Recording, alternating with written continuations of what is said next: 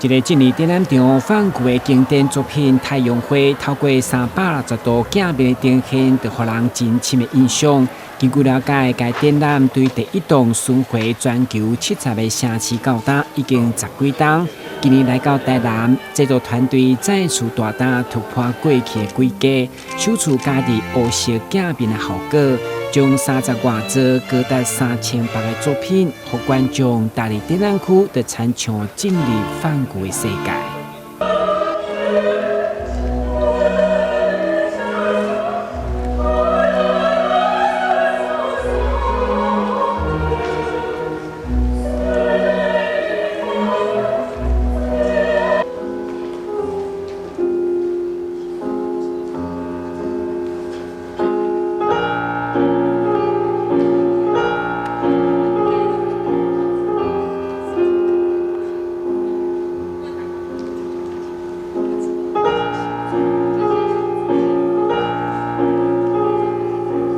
今年全台湾唯一的一场梵谷的一个光影展，而且梵谷第一次来到台南，那里面有一个非常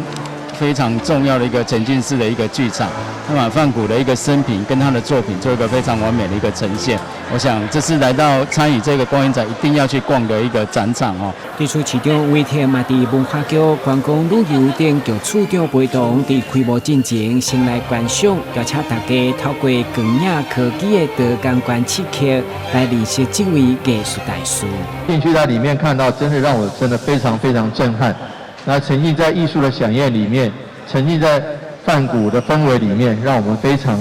的感受到东西方文化这个冲击的一个对照哈。吸引全球千万人观赏的梵谷展览，这回来到台南，还有限定的珍贵影像效果，邀请民众把机会来到新光三越中山店，展期将长达3个月到10月2号。台南新闻阮子采访报道。